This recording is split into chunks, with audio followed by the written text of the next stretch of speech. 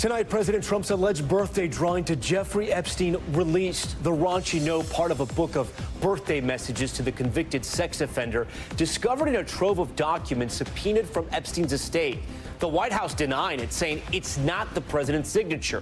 What they are showing reporters tonight. Also, the immigration crackdown now underway in Chicago, dubbed Operation Midway Blitz. The raids in the third most populated city in the U.S. and the pushback from the mayor saying it's been the safest summer in decades. The bus terror attack, leaving at least 6 people dead in Jerusalem. 2 gunmen opening fire, sending people running for their lives through traffic as bombardments inside Gaza City intensify. The horrific smash and grab at a jewelry store, a car ramming into the business, more than a dozen thieves rushing in, slamming the 88-year-old to the ground. The manhunt tonight for suspects. Rescue on a Texas overpass, how a deputy ended up dangling for his life, and the heroes who came to his rescue. And taking history to new heights, we speak with one of the pilots, now part of the next generation of the Tuskegee Airmen, how she's carrying the legacy forward. Plus the rumored royal reunion. Prince Harry back in the UK, so will he meet with his estranged father, King Charles? Top story starts right now.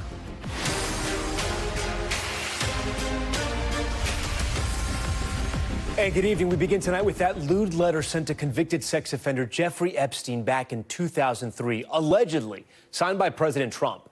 The note showing the outline of a woman's body, you see it right here with the birthday message that says in part, "We have certain things in common, Jeffrey, and may every day be another wonderful secret." The letter released today by House Democrats after a book of Epstein's birthday messages was found among documents subpoenaed by the House Oversight Committee. The White House doubling down tonight, denying the president wrote that letter and threatening legal action. The raunchy birthday note reigniting questions about how close the 2 men actually were. Hallie Jackson leads us off tonight with the new details. The first look tonight at that now infamous birthday book drawing released by Democrats on the House Oversight Committee, who say it was given by President Trump to Jeffrey Epstein years ago, part of a tranche of documents the committee says it received today after it subpoenaed Epstein's estate. The drawing shows the outline of a woman's torso, breasts and hips, with a message that reads, in part, "We have certain things in common, Jeffrey," and later, "Enigmas never age," before the closing words, "Happy birthday, and may every day be another wonderful secret." At the bottom, a familiar scrawled signature. The note's existence, initially reported by the Wall Street Journal in July. The paper says it was part of a book compiled by now convicted sex trafficker Ghislaine Maxwell, given to Epstein when he turned 50 in 2003. That report prompting immediate pushback from the president, who filed a $10 billion defamation lawsuit against the journal. His lawyers alleging no authentic letter or drawing exists. Do you maintain you did not write a letter for Jeffrey Epstein's birthday book? I don't even know what they're talking about. Now, somebody could have written a letter and used my name, but that's happened a lot. The press secretary tonight arguing it's very clear President Trump did not draw this picture and he did not sign it. White House aides printing for reporters copies of the president's recent signature. For his part, President Trump has repeatedly insisted he doesn't do drawings, despite sketches, mostly skyscrapers, signed by him that have been put up for auction over the years. I don't do drawings. Sometimes people say, would you draw a building? And I'll draw 4 lines and a little roof, for a charity stuff. But I'm not a drawing person. I don't do drawings of women, that I can tell you.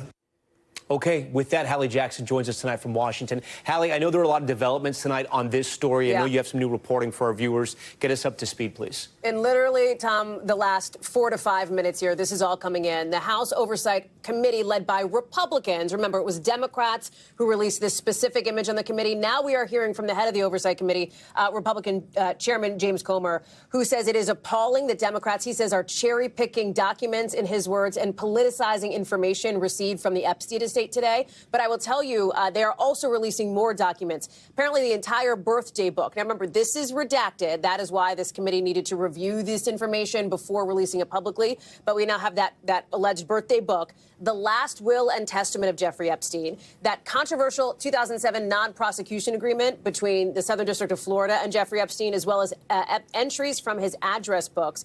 for a time period of decades here, Tom, 1990 through 2019. So I will tell you that we have a team here at NBC News combing through in great detail all of this. We're going to bring you the news as we get them. But here you have, Tom, the House Oversight Committee. They had said they wanted these documents. They subpoenaed for these documents. They said they would release them. And now we are getting that big public drop of that, Tom. All right, Hallie Jackson, a lot of new reporting there. Hallie, thank you. We appreciate it. We're going to head overseas now to that terror attack at a bus stop in Jerusalem. Palestinian gunmen opening fire on people waiting for a bus. 6 Israelis were killed. The horror all captured on video. Richard Engel is here tonight for us. You're watching the exact moment of the attack in Jerusalem. You can hear a few shots, then more, and the crowd start running and screaming. As police say, 2 Palestinian gunmen opened fire on people waiting at a bus stop. 6 Israelis were killed before the gunmen were shot dead by an Israeli soldier and an armed civilian. This is the bus stop where the attack took place. The entire area has now been sealed off by Israeli soldiers and police. But if you look through here, right at the bus stop itself, you see the white body bags where medical workers are collecting the remains. Prime Minister Netanyahu visited the scene and said the terror attack strengthened Israel's determination to carry out its war in Gaza to destroy Hamas and free Israeli hostages.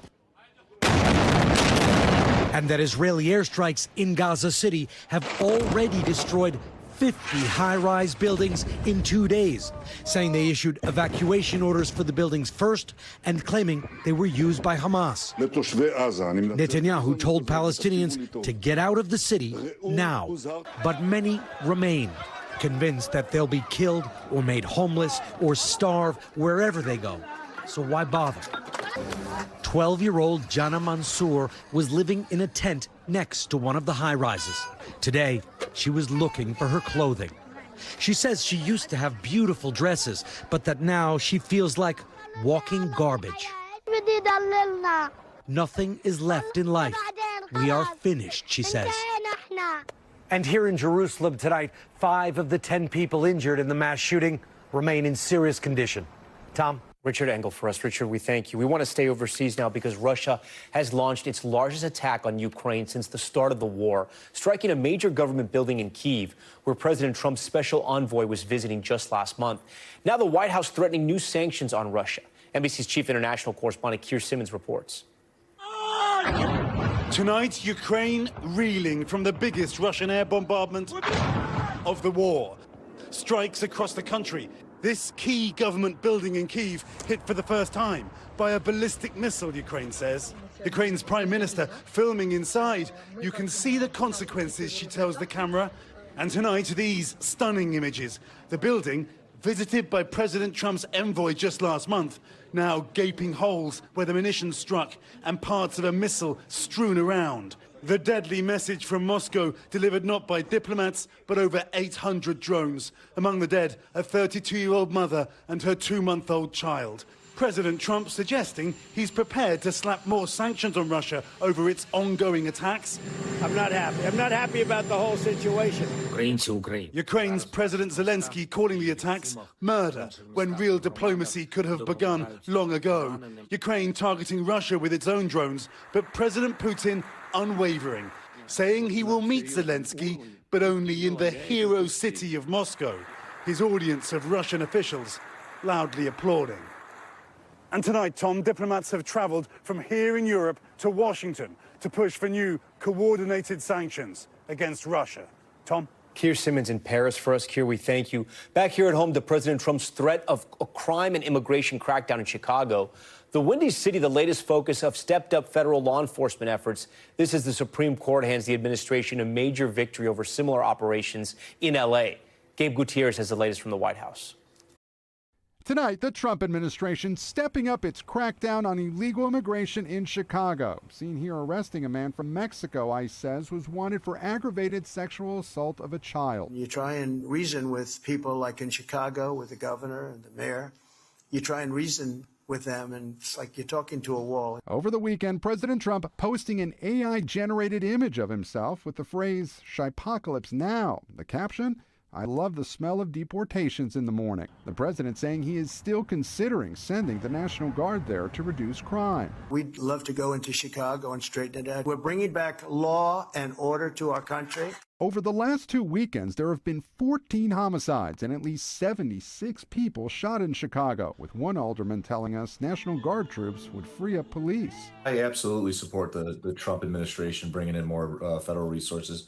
Our city needs as much help as we could possibly get. But Chicago's Democratic mayor is increasingly pushing back, writing the city just experienced record low homicide numbers, making this the safest summer since the 1960s. Our communities remain united more than ever against the administration's attempt to unleash the military, National Guard, and rogue ICE agents on our city and state. Today, in a legal victory for the president, a conservative Supreme Court majority loosened restrictions on ICE operations in L.A. But in her dissent, liberal Justice Sonia Sotomayor writing, "We should not have to live in a country where the government can seize anyone who looks Latino, speaks Spanish, and appears to work a low-wage job." Tonight, the White House insisting it does not target people based on race. It's a multitude of factors to establish reasonable suspicion. But if an illegal alien has an MS-13 tattoo on his head, that's certainly going to be one of the factors. All right, Gabe Gutierrez joins us. Gabe, we had that big story at the end of last week. People may remember the massive raid on a Hyundai plant in Georgia. You'll recall those images showed hundreds of South Korean nationals. You see it here, taken into federal custody. That raid now prompting a top South Korean diplomat to travel to the U.S.? Yeah, that's right, Tom. Look, it was the largest such raid with regards to the Department of Homeland Security's investigations in its history. And yes, South Korea's foreign minister heading here to the United States to bring back those hundreds of South Korean nationals. And we understand that South Korea today said that it is in talks with the U.S. to eventually allow for the re-entry of those nationals at some point. But again, this raid came just several days after South Korea's president had met with President Trump to preserve better business ties, Tom. Okay, Gabe Gutierrez at the White House. Gabe, always great to see you. Now to new surveillance footage of a shocking attack on a young woman riding public transit. Jesse Kirsch has the details on the suspect and why President Trump is now commenting on this attack. And we do want to warn you at home, some of these images you're about to see, they are disturbing. This is the moment Irina Zarutska boarded a late-night train in Charlotte, North Carolina. Video released by authorities shows her in her pizzeria work uniform as she scrolls on her phone. Police say less than 5 minutes after Zarutska sat down, the man behind her pulled a knife from his pocket, unfolded the blade, and struck at the 23-year-old woman 3 times, stabbing her in the throat. Passengers on the train later appearing to help her. Investigators say the suspect is 34-year-old DeCarlos Brown Jr., who's now charged with murder. According to an obituary, Zarutska was Ukrainian. A fundraising page says she recently came to the U.S. seeking safety from the war and hoping for a new beginning. The August 22nd attack sending a chill through the Queen City. I was shocked to hear that. I was like, really? Because I just wrote it like hours before. Today, President Trump weighing in on the attack. They're evil people. We have to be able to handle that. If we don't handle that, we don't have a country. The president blaming Democrats for Zarutka's death, pointing to the suspect's criminal history. Police and court records show Brown was arrested more than a dozen times, including for assault. Jesse Kirsch joins us. Jesse, this story is just, it's horrific. That video is horrific. You feel for that poor young woman's family. I understand North Carolina's governor has also commented on the matter. That's right. And the governor of North Carolina is a Democrat. So, of course, you have the president of the United States going after Democrats over this. Democrats responding in turn, not directly, though. The governor of North Carolina, Tom, saying that there should be more police on the streets in North Carolina. And he says that he wants lawmakers to pass legislation which the governor believes will, quote, stop these horrific crimes and hold violent criminals accountable. Again, Tom, this horrific incident, really disturbing to watch. And, of course, it has now made its way into the political arena as well, Tom. Absolutely terrible. Okay, Jesse, We want to turn now and take a tough turn, but we have to get an update now in the tropics as Hurricane Kiko nears Hawaii. The Category 1 storm is expected to stay out to sea, but bring dangerous surf and life-threatening rip currents. I want to bring in NBC meteorologist Bill Cairns. Bill, we've been tracking this sucker for a while now. We actually have some good news on it, right? Yeah, this has behaved. It was Category 4, now it's a Category 1, going down to a tropical storm tonight. And it's, nearing its closest approach to the Big Island. It's still about 350 miles away. It's over cooler water, and the upper-level winds are tearing it apart. And those are two things that hurricanes hate, and that's why it's weakening, and that's why this is not going to be a big, huge deal for the Hawaiian Islands. Unless you're at the northern beaches, you won't even know there's a storm around. It's going to go, a couple hundred miles safe to the north. It's just that rip current threat and the huge waves. I'm sure there's surfers from around the world that are flying to the North Shore, but it's not for the average person to be out there. It'd be very dangerous the next couple of days. It's even less than a 10% chance of even tropical storm force winds hitting there. And as far as rainfall goes, it's one of those situations, Tom, where it's actually going to be drier than normal in Hawaii because the storm is going to be to its north, taking all the moisture away. So if you're in Hawaii the next couple of days, you won't even know it's around. And just real quick, while we're talking hurricanes, nothing out in the Atlantic we're worried about right now, right? Zip. I don't mean to jinx it, but we're going at least the next 7 days with nothing. Okay, that's great news. Before you go, right now, parts of the Midwest facing threats of severe weather, possibly tornadoes. What are you watching? Yeah, but a rough day in Kansas. We had one spot that picked up 10 inches of rain, some significant flash flooding. Now we have a severe thunderstorm watch, and just in the last about 10 minutes or so, we've been watching these storms up. Here's some of those pictures of that flooding that was in central Kansas. But this is a new tornado warning, and storm spotters actually just reported a tornado on the ground here. This is rural sections of Oklahoma outside of Buffalo, but it is heading down towards the town of Laverne. So we'll keep an eye on that as we go throughout about the next 15 to 20 minutes or so. Hopefully that'll begin to weaken, Tom. Yeah, and then while I have you here, I'm also being told we paid for 4 questions, so I got one more in here. We're tracking a wildfire breaking out in Lakeside, California, just outside of San Diego. What do we know about? Wow, look at this. Yeah, look at all a ton of what. So this was like what they call a vegetation fire. So this was actually formed, right near some mobile homes. It quickly began to spread. It's not that windy out there. It's about 10-mile-per-hour winds. This is Lakeside, California, maybe an hour or so outside of San Diego. But the area where it happened is right near all these mobile homes. There's enough brush around that they're worried about it. That's why they did immediate evacuations, and all aerial assets, just as we went on to it, you can see are being dumped on this thing to try to save as many homes as possible. But we do know that we do have some homes that are inflamed currently. It's only 10 acres. It's a small one, but just happened to form, Tom, right near where people live. Yeah. No, it's incredible how quickly that burns there. Okay, Bill, I think I'm done with you. We appreciate it. Thank you for everything. We're back in a moment with the manhunt out of San Jose. Look at this. It's a smash-and-grab heist, but on steroids. All caught on video. Masked robbers ramming a vehicle to a jewelry store, breaking display cases, grabbing jewelry, and assaulting the store's elderly owner. Look what they did to him there. Plus, dramatic rescue, motorists stepping up to help 2 sheriff's deputies, one trapped and one dangling from the overpass after a semi collided with their patrol car. We're back now with the investigation into a violent robbery in San Jose. The suspects ramming an SUV through the front of a jewelry store, then rushing in, throwing the 88-year-old owner to the ground and making off with handfuls of merchandise. All of it caught on camera. But tonight, still no arrests. Morgan Chesky has this one. Tonight, San Jose police searching for the more than 15 men caught on this surveillance video, violently robbing an 88-year-old man and his jewelry store. Watch as this gray SUV pulls up in broad daylight, then speeds in reverse, smashing right through the glass storefront. Within seconds, 3 more cars pull up, and the suspects rush inside Kim Hung Jewelry. Police say at least one of them had a firearm. Once inside, the suspects, disguised in hoodies, masks, and gloves, are seen smashing the displays, grabbing merchandise, and pushing the elderly store owner to the ground, stepping over his body as they grab even more. His niece finding him outside the store minutes later with open wounds from shattered glass. Oh my God, it's all blood. It's all blood. He was taken to a hospital where doctors said he had suffered a stroke. His son, also inside the store, was not injured. San Jose police say the suspects fled in multiple vehicles before they got to the scene, and they have yet to identify anyone in these videos. This has become a regular occurrence. Community leaders standing in solidarity with the family, calling for a crackdown on smash and grab offenders. This is very scary for every small business that own a shop. And for a lot of them, this is their livelihood. asking Governor Gavin Newsom to fund enforcement of Prop 36, a California law that allows felony charges and increases sentences for certain drug and theft crimes, particularly for repeat offenders, something advocates say that would help small businesses like this one. It's becoming a huge problem. It's a crime wave that's happening everywhere. We need to get that Prop 36 funding that the governor was supposed to do, and we need to have it quick. The family estimating the thieves caused at least $100,000 in damages alone. A smash and grab devastating a family business they say the owner may never return to. Don't think he's coming back. Absolutely no. Yeah, incredible nobody was killed in that kind of robbery there. Morgan joins us live from L.A. Morgan, any update on how that elderly gentleman is doing right now?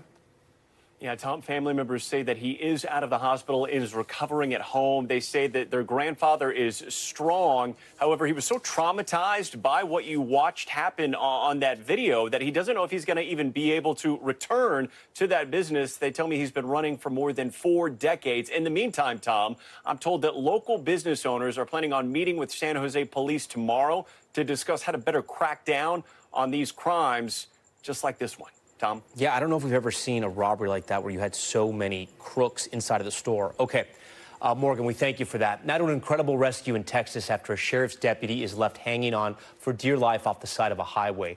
A group of people rushing in just in time to save him. Priscilla Thompson has the video on this one. Heart-stopping rescue. I need you now.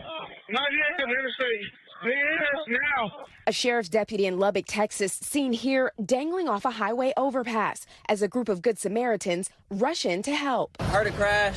Someone had hit that cruiser and pinned those 2 guys up against the wall. The sheriff's department says the 2 deputies were outside their parked patrol cars helping a driver when a semi-truck crashed into one of their cars, pinning the deputies against the guardrail. Witnesses at a nearby gas station ran over, officials say, appearing to use rope and ladders to hoist the deputy to safety. We got our ladder. The only thing we can do is just grab it and help out as best we can. The sheriff's department writing in a statement, "Thank you, Lubbock citizens, for watching over our deputies." All those involved are expected to recover, officials say, as tonight the crash remains under investigation. Priscilla Thompson, NBC News. So glad they rescued him there. Okay, still ahead tonight, mounting confusion over COVID vaccines and the challenges some are facing just to get a shot, what you need to know. Plus, the major reversal at West Point after a group called off an award ceremony for Tom Hanks. What we're learning about that decision. Back now with Top Stories Health Check, and tonight the growing confusion about who can get the latest COVID shots. Some patients turned away without a prescription, others having to pay out of pocket. NBC's Steve Patterson has what you need to know. 74-year-old Allison Engel is diligent about keeping up with her COVID vaccinations. Now she's frustrated. It is just a series of obstacles being put in front of me and other people to try to get the new COVID vaccine. Engel has Medicare, and when she went to get a COVID shot a few weeks ago, she expected it to be free, but instead... What exactly did they say to you when they handed you this? They said it wasn't approved by Medicare. So this is the pharmacy where Allison received that vaccine after paying out of pocket, a place that would normally allow anyone to get the shot. Now the rules for eligibility are strict, blocking anyone below 65 or without an underlying medical condition. But even then, it's a confusing patchwork. At a heated Senate hearing last week, Senator Elizabeth Warren grilled HHS Secretary Robert F. Kennedy Jr. over access. I'm not taking them away from people, Senator. It takes it away if you can't get it from your pharmacist. Adding to the confusion, a key CDC panel hasn't signed off on the new vaccine yet. Until they do, CVS says people in 10 states will need prescriptions to get the shot. As for Medicare patients, CVS says some stores are updating their systems and may not be set up yet for the new vaccine. The more barriers we throw up, the more confusion we introduce in the system, there are going to be more people who are going to end up not getting the vaccine, and then they're going to be at continued risk. Allison says she hopes Medicare will eventually reimburse her, but she isn't confident. It really makes me furious because I believe that the decision for Medicare not to immediately reimburse for this is determined by politics, not medicine. All right, Steve Patterson joins us tonight from L.A. So, Steve, to add to the confusion, the American Academy of Pediatrics is deviating from the government guidance, recommending the latest round of shots for young children. So what do parents need to know? Yeah, Tom, this will be the first time in 30 years that the Academy actively splits from federal guidance, recommending COVID vaccines for children ages 6 months to 2 years, also saying shots are advised for older children if their parents want them vaccinated. A vice chair for the AAP admits it will be confusing, but that they need to make the right choices to protect children, while a spokesperson for the HHS condemned the move, saying the Academy is undermining national immunization policymaking with baseless political attacks. Tom? Okay, Steve Patterson for us. Steve, we thank you for bringing us that story tonight. We turn now to Top Stories newsfeed. The trial for the man accused of trying to kill President Trump at his Florida golf course is off to a rough start. The suspect, Ryan Ruth, you see him here representing himself in the trial, despite having no law degree. The judge stopping Ruth several times from asking potential jurors a majority of his questions due to them being, quote, politically charged and irrelevant. Ruth has pleaded not guilty to the 5 criminal charges he faces. Prosecutors allege he planned his attack on the president months before he pointed a rifle through the bushes of Trump's West Palm Beach golf course last September. The Murdochs finally reaching a deal over who will control that family's media empire. Lachlan Murdoch, the chairman and CEO of Fox Corporation and the chairman of News Corp, will maintain control of the media giant built by his father, Rupert. Murdoch's 3 eldest children will receive cash payouts for their shares and will step away from their roles at both companies. 94-year-old Rupert Murdoch will stay on as chairman emeritus of both companies. Okay, an Oklahoma inmate shocking drivers after he was spotted hanging out of a transport van driving down a highway. A now viral TikTok video showing, look at this, the inmate pleading with drivers to help him while covering his handcuffed hands with the shirt of his prison uniform. The Oklahoma Department of Corrections confirming the video, adding that the inmate damaged the vehicle, and once officers realized what he was doing and what was happening, they pulled over and called in for backup. All right, 2 arrests made after wedding crashers stole a gift box with the couple's cash gifts inside a banquet hall in California. Surveillance video capturing one of the thieves bolting to the exit with a box containing 60 grand from wedding guests. He then escapes in a black SUV driven by a getaway driver. The video helped police locate the suspects' homes, where they recovered a large amount of the cash and checks. Both suspects now face several charges. Legal loss for the president tonight. A federal appeals court upholding writer E. Jean Carroll's $83.3 million judgment against Trump. The court rejecting the Trump legal team argument that he was protected by presidential immunity. Back in January of 2024, Trump was found liable of defaming the writer's reputation when he denied her rape claim. Joining us now is NBC News legal analyst and a good friend of Top Story, Misty Maris. Misty, so great to see you. I guess my first question is, does the president have another chance, or is this it? Well, it's going to go to the Supreme Court, Tom, or at least that's what the president is going to ask, because this is a typical civil case. Obviously, it was unusual because it involved Donald Trump, but it's not the type of legal issues that you generally see go to the Supreme Court, except the immunity decision. Remember, landmark decision in 2024 came out, identified where presidential immunity applies, and that's an open question as far as what it means for civil cases for a president. What do you think is going to happen? Do you have any idea in the Supreme Court? Well, I think the Supreme Court... Will they take it up first? I think there's a likelihood that they will take it up because of that very issue. Remember, this relates back to some tweets. He was the president. It was 2019. And those could fall into one of those buckets. Certainly not an official act, but remember, there's an intermediate bucket, perimeter activity, as well as personal conduct, which would not have any immunity. So whether or not the Supreme Court takes it up, it would absolutely be a novel issue. Remind our viewers, $83 million, that's a big sum of money. You know the president's going to be monitoring this and following this as well. Do we know why the damages were so high? So $83 million is absolutely a tremendous amount of money, and it's broken down into 2 buckets. One is punitive damages, punishment, $65 million, and then 18.3 was for compensatory. That's to make someone who was harmed whole. Now, generally, these types of awards, they're challenged at appeal, and that's what we saw here. He wanted to knock that down, to reduce it. But the court upheld it, and they went and looked at his conduct. And they said it was particularly egregious, and they upheld that punitive damages award. The rule of thumb, Tom, is 3 times a compensatory award is generally upheld. I won't make you do the math on the spot. This is about 3.6. So it's on that high side. There was was an argument that it was unconstitutional, but the court looked at the conduct and said, this is the type of conduct that warrants that award. And the kind of language that he used during the court case and afterwards, basically saying she's too unattractive for him to have done anything to her, what she was claiming.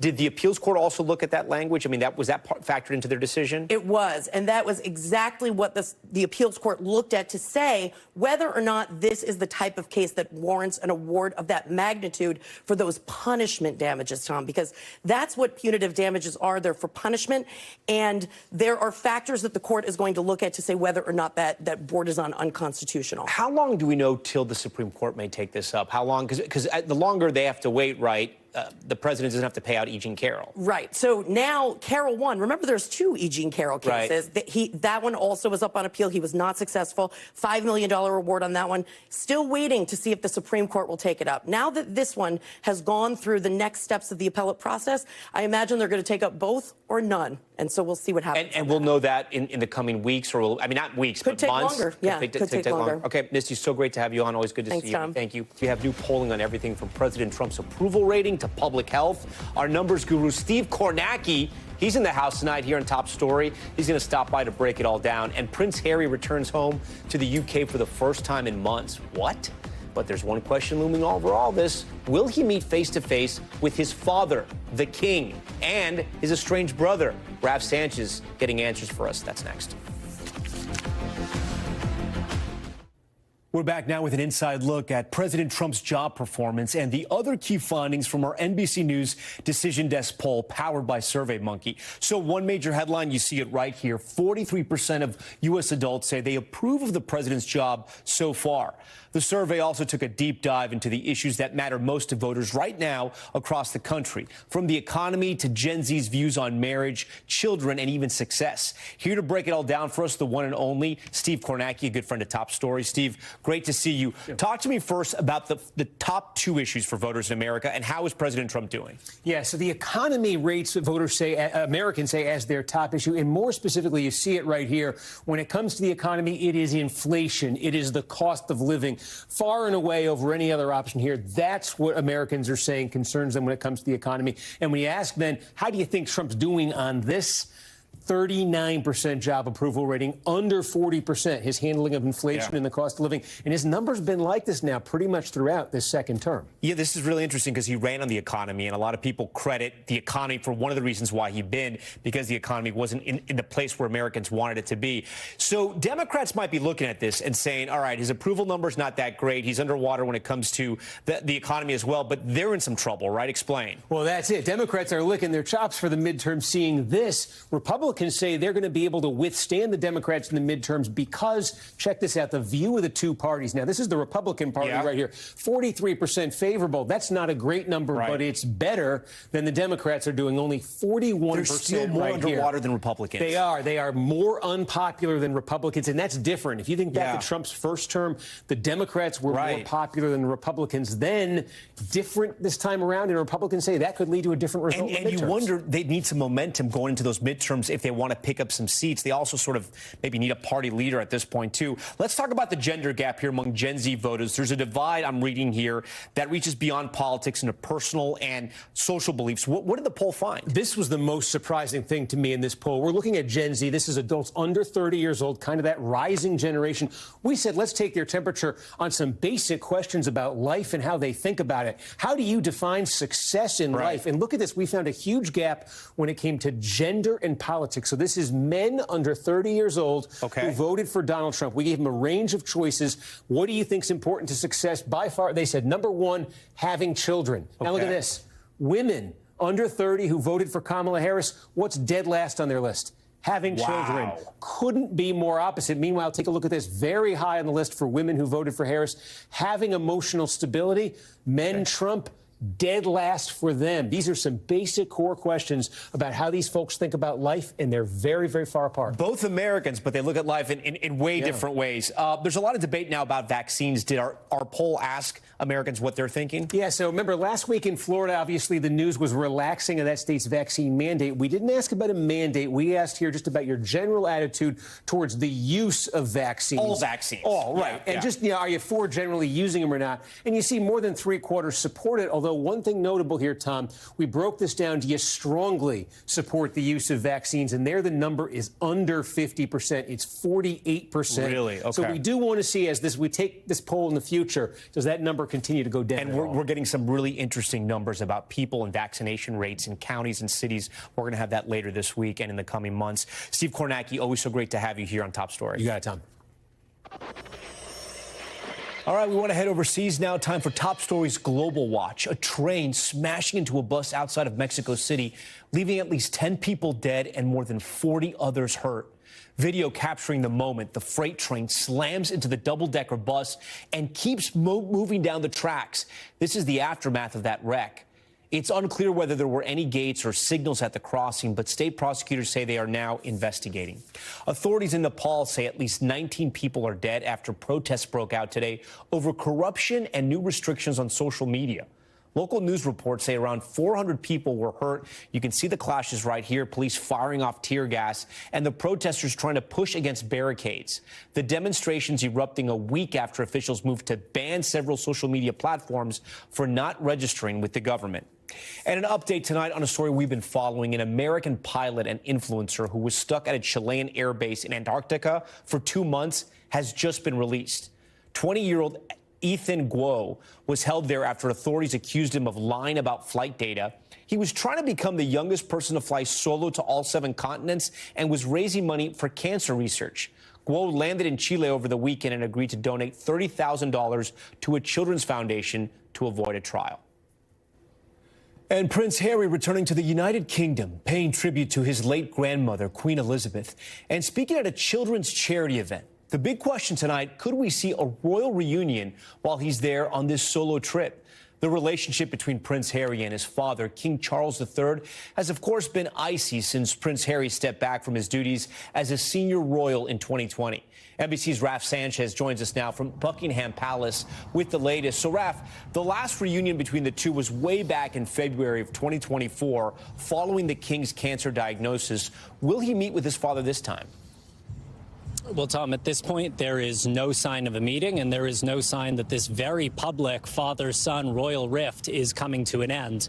Prince Harry is here in London tonight. He just wrapped up a speech at a children's charity, and his father, King Charles, is basically on the other side of the country. He's up in Scotland. He's at Balmoral at the royal residence there, so they are very far away geographically at this point. As you said, it has been more than a year since the king has seen his younger son. Prince Harry has talked about how painful that is, especially given that his father is battling cancer right now, that his prognosis at this point is unclear. But he has also had some pretty harsh words for his father, the king, saying that his father could have done more to make sure that he has police bodyguards while he's here in the UK. That has been one of his major grievances. It is worth saying, Tom, that Harry is in the UK for a couple of days. So the fact that they didn't meet today doesn't mean that they're not going to meet at all. But at this point, it is looking like Harry is staying in England tomorrow, and the king is going to continue to be up in Scotland. All right, let's talk about his brother, Prince William, and Princess Kate also paid tributes to Queen Elizabeth.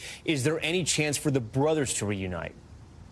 Yeah, that is also a relationship that is under strain, Tom. It was interesting. Prince Harry on the one hand, and then Prince William and his wife, Princess Kate, were all actually very close to each other physically earlier on today. They were all in the area around Windsor Castle.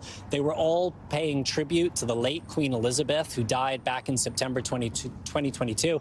That would seem to be an obvious opportunity for these brothers to get together to potentially bury the hatchet, and it didn't happen. They remained separate all day. At this point, there is no indication that they are going to meet. The relationship is pretty icy right now. Prince Harry has accused Prince William's staff of planting negative stories in the British media, not just about him, but also about his wife, Meghan Markle, the Duchess of Sussex. So that is a tough relationship right now. I can tell you, Tom, there are a lot of people here in the UK who would like to see those two sons of the late Princess Diana reconcile at some point, especially while their father, the king, is still alive. Tom. Raf Sanchez, always great to see you. We thank you for that. Still ahead on Top Story, for the first time in nearly 80 years, Tuskegee-trained pilots are taking to the skies. We speak with the first woman to stand on the shoulders of those World War II heroes. Don't go away. We are back now with the sudden reversal from the U.S. Military Academy at West Point. The Alumni Association says it's canceling an upcoming ceremony for actor Tom Hanks, who was supposed to receive a prestigious award at the end of this month for his decades-long support of veterans and the military. Emily Aketa has this report. In just a few weeks, beloved actor and veterans advocate Tom Hanks was set to add to his long list of accolades with a new honor, the prestigious Sylvanus Thayer Award from the U.S. Military Academy at West Point. But now that award ceremony has been canceled. According to the Washington Post, the decision to scrap the event, which includes a parade, was announced in an internal email to staff on Friday. A copy of that message obtained and reviewed by the Post and not independently verified by NBC News. The president and CEO of the West Point Association of Graduates writing that this decision allows the academy to continue its focus on its core mission of preparing cadets to lead, fight, and win. The award, announced in June, is given to an outstanding citizen who embodies the academy's ideals of duty, honor, and country. At the time, Hanks called the honor both humbling and meaningful. The alumni group citing the 69-year-old's portrayal of U.S. service members in movies like Saving Private Ryan, Hey, Bubba, and Forrest Gump, as well as his longtime support of veterans and military caregivers, like his work with the Elizabeth Dole Foundation's Hidden Heroes campaign, something he's talked about with Savannah over the years. Hidden Heroes is all about the people that care for veterans who've come back with wounds. It is 24 hours a day that loved one is going to require a certain type of care and attention. And while it's unclear why the ceremony was abruptly canceled, it comes after a number of recent changes at West Point. In January, President Trump cracked down on diversity programs in the military. Soon after, West Point shut down its cultural clubs, including those for women and minorities. Retired Brigadier General Ty Sigilly taught at the academy for almost 20 years. Is this award traditionally controversial? No, it's not controversial. West Point is a staunchly apolitical organization. It tries its best to balance between left and right, Republican, Democrat, scientists, diplomat, astronauts, entertainers. How unusual is this last-minute cancellation of the ceremony for the Thayer Award? Except for 9/11 and a snowstorm, it's the first one that I know of since the award started in 1958 that they canceled. And certainly the idea that they canceled for the reason they gave, which is to focus cadets on lethality, that's a first.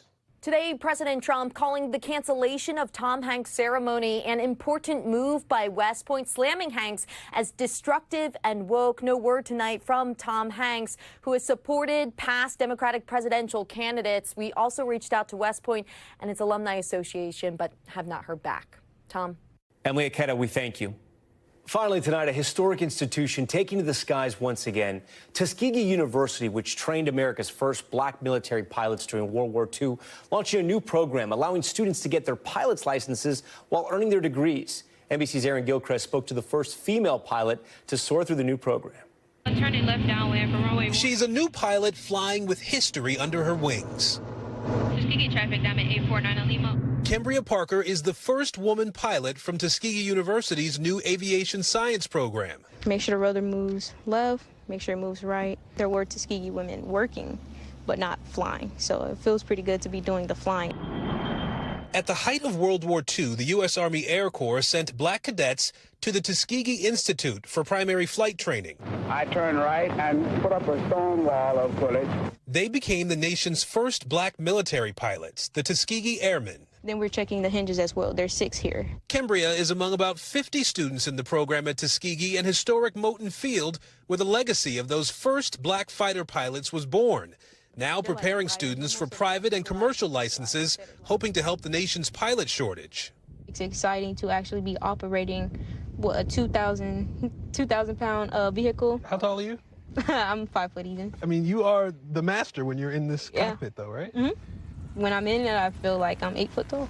And when she climbs into that cockpit, you can see it. She is in the zone. You are bigger than you, honestly. That's the biggest battle I had with myself while getting this license.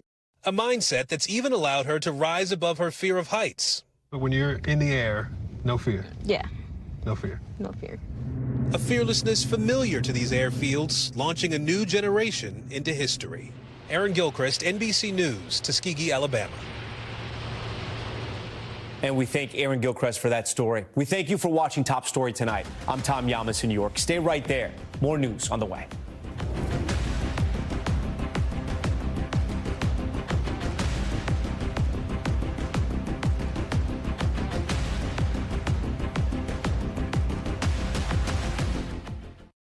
We thank you for watching, and remember, stay updated on breaking news and top stories on the NBC News app or watch live on our YouTube channel.